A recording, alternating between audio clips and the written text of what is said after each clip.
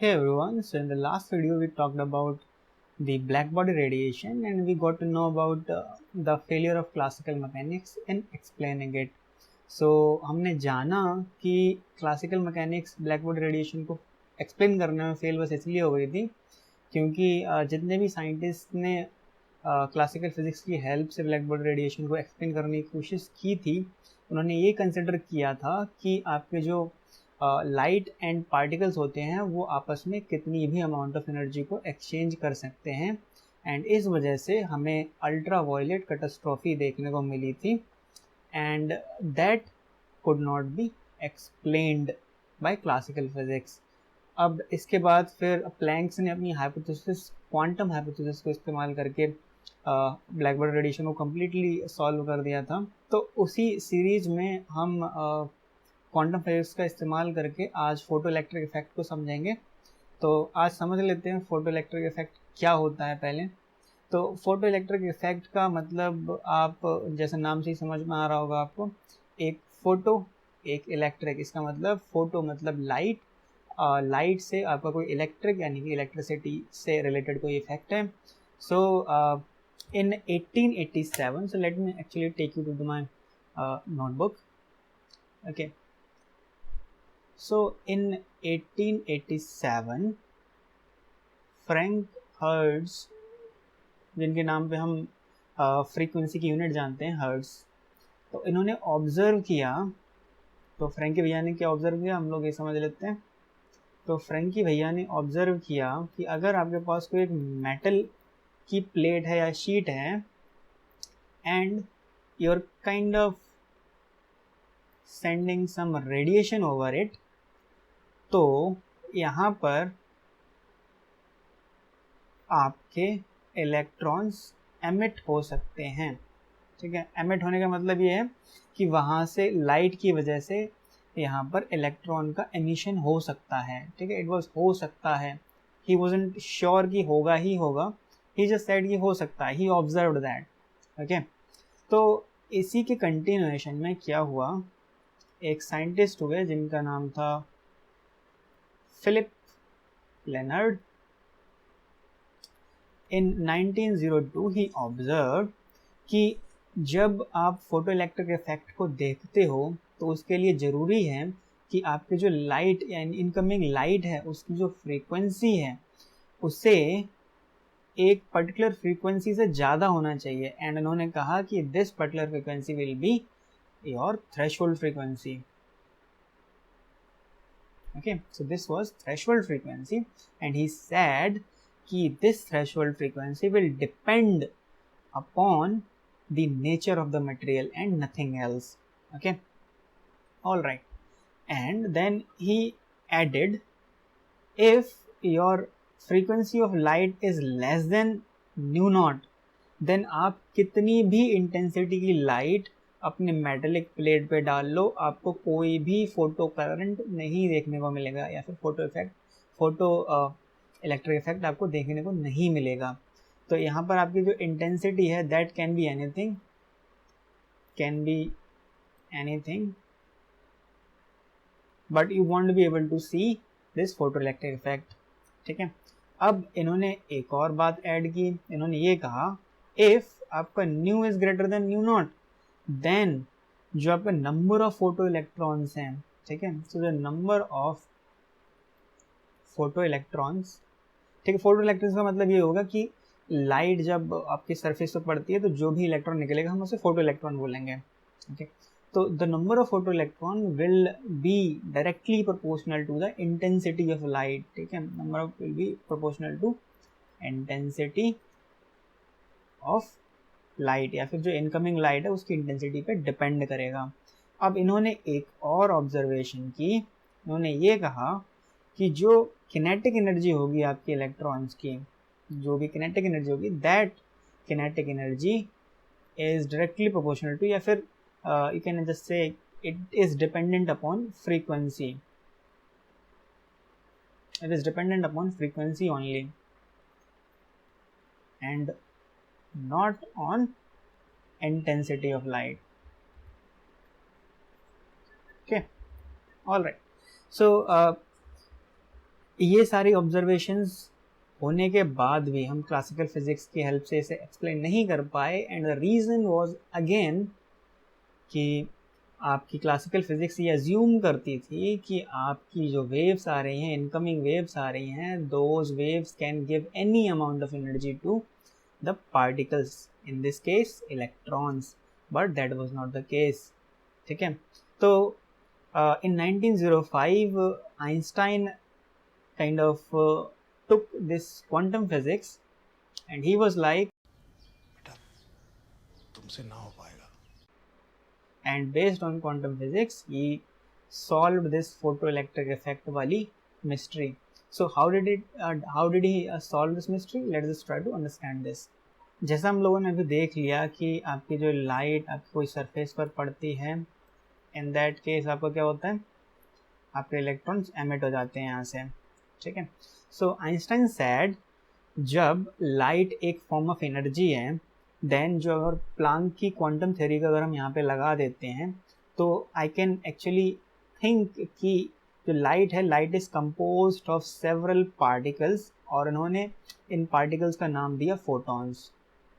ठीक है, तो light is composed of particles which are called as photons. तो फोटॉन्स क्या होते हैं, लाइट एनर्जी को कैरी करने के या फिर कैरी करने का मीडियम होते हैं। ठीक है, तो इन्होंने ये कहा कि आपके जो फोटॉन्स की एनर्जी होगी, that energy will be nothing but h nu, और ही एडेड कि जो आपका मेटल है, this metal will have a characteristic called as work function. तो आपके जो वर्क फंक्शन है, it is nothing but some energy. तो आपकी जो इनकमिंग लाइट है, it must have energy greater than this work function, and only then you will see your photoelectric effect. So he kind of said कि आपको जब इतनी energy का photon जब आपके इलेक्ट्रॉन से पड़ता है, and by the way he also added कि आपका एक फोटोन सिर्फ एक इलेक्ट्रॉन के साथ इंटरेक्ट करेगा, because of this particle nature आपका एक फोटोन दो इलेक्ट्रॉन के साथ इंटरेक्ट नहीं करेगा और आपके दो फोटोन एक इलेक्ट्रॉन के साथ इंटरेक्ट नहीं करेंगे। ओके, तो अब इन्होंने ये कहा कि जो आपका एच न्यू एनर्जी का आपका क्या हो गया, फोटोन हो गया, जब वो इस इलेक्ट्रॉन पर पड़ेगा तो एच न्यू नॉट एनर्जी तो उसकी उस या फिर इलेक्ट्रॉन को वहाँ से निकालने में लग जाएगी, और बाकी की जितनी एनर्जी बचती है वो उसे किनेटिक एनर्जी के फॉर्म में कन्वर्ट हो जाएगी। सो ही काइंड ऑफ सैड कि आपकी जो किनेटिक एनर्जी होगी इलेक्ट्रॉन की, that kinetic energy will be h nu minus h nu naught, right? So after that he also added कि अगर हम इसे ke को लिखना चाहें तो इलेक्ट्रॉन वोल्ट के फॉर्म में लिख सकते हैं, लाइक इट इज qv। तो qv क्या हो गया आपका, w हो गया, w is nothing but half mv square, आपकी किनेटिक एनर्जी के बराबर हो गया। So now we can actually write h nu minus h nu naught। अब इसके बाद we can actually write v equals h nu upon E minus h nu naught upon E. Okay, so in this formula what you are seeing over here is, this is called as stopping potential। ठीक है, अब इसे stopping potential इसलिए कहते हैं क्योंकि जो setup photo electric effect को देखने के लिए बनाया गया था, उसमें जब इलेक्ट्रॉन्स या फिर फोटो करंट जनरेट होता था तो उसके अपोजिट और करंट लगाया जाता था ताकि उसे हम न्यूट्रलाइज कर सकें, एंड जितना वोल्टेज हम लगाते थे that voltage was actually called as stopping voltage या फिर स्टॉपिंग पोटेंशियल, और उससे आपके जो इलेक्ट्रॉन्स हैं, जो फोटो इलेक्ट्रॉन्स हैं, उनकी किनेटिक एनर्जी को कैलकुलेट किया जाता था। Okay, so we can actually draw a graph over here to understand it better. तो आपका ग्राफ कैसा बन जाएगा, you will kind of have this graph.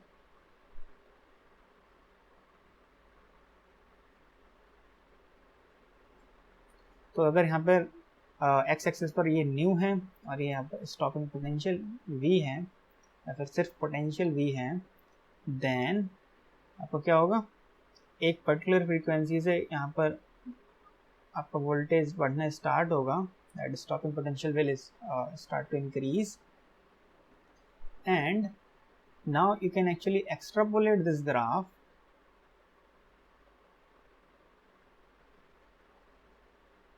ठीक है. So we can actually extrapolate this graph further. Okay, तो यहाँ पर ये क्या हो गया आपका, न्यू नॉट 1 मान लेते हैं इसे, या फिर न्यू नॉट ही मान लेते हैं. देन आपका क्या हो सकता है, एक और केस में किसी और मेटल के लिए यहाँ से स्टार्ट हो सकता है आपका फोटोइलेक्ट्रिक इफेक्ट. ठीक है, किसी और मेटल के लिए आपका यहाँ से स्टार्ट हो सकता है, like at another place. Okay, तो अब आप जब इन लाइंस को एक्सट्रापोलेट करोगे,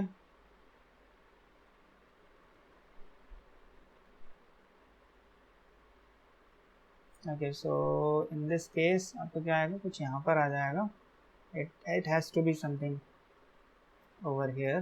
ठीक है, और इसके केस में आपका लेट्स टेक दिस वन, तो आपको कुछ यहाँ पर आ जाएगा. And let's take this one, तो आपका कुछ यहाँ पर आ जाएगा. तो ये स्ट्रेट लाइंस नहीं है, but just we are just extrapolating these lines only. Okay, so the thing that you are seeing over here, this is nothing but h mu naught upon e. ठीक है, in this case it is h mu naught upon e. और इस case में आपका क्या हो जाएगा, से यहाँ पर जो फ्रीक्वेंसी है that is h mu naught dash, this is h mu naught 2 या फिर डबल डैश, आप जो भी मानो वो डाल सकते हो. ठीक है, उसी हिसाब से आप यहाँ पर वैल्यूज डाल सकते हो.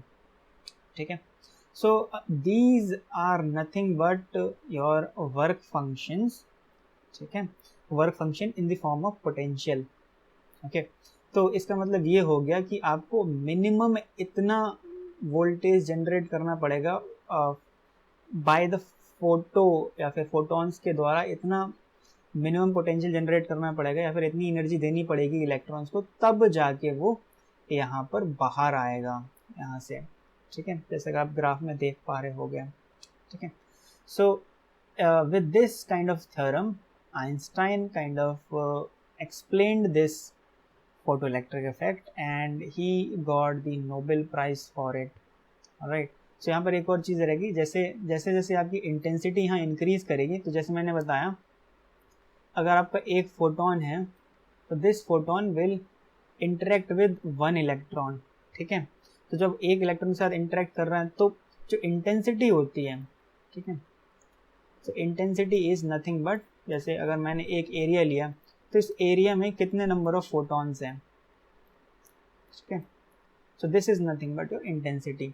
सो इतने एरिया में कितने फोटॉन्स हैं उसे हम इंटेंसिटी कहते हैं. तो जब इतने सारे फोटॉन्स आप बढ़ाओगे, नंबर ऑफ फोटॉन्स बढ़ाओगे, दैट मीन्स इंटेंसिटी बढ़ रही है, देन आपके नंबर ऑफ फोटो इलेक्ट्रॉन्स बढ़ जाएंगे and that is why you will see a large photo current in the case of increasing intensity. अब ये भी देखा गया कि आप जब इंटेंसिटी को बढ़ाते चले जाओगे तो एक ऐसा पॉइंट आएगा जब आपका जो फोटो करंट है वो सैचुरेट कर जाएगा, एंड दैट इज बिकॉज आपके जो नंबर ऑफ इलेक्ट्रॉन्स हैं those are maximum in that case, जो आपका सरफेस पे आ सकते हैं या फिर सरफेस से बाहर निकल सकते हैं.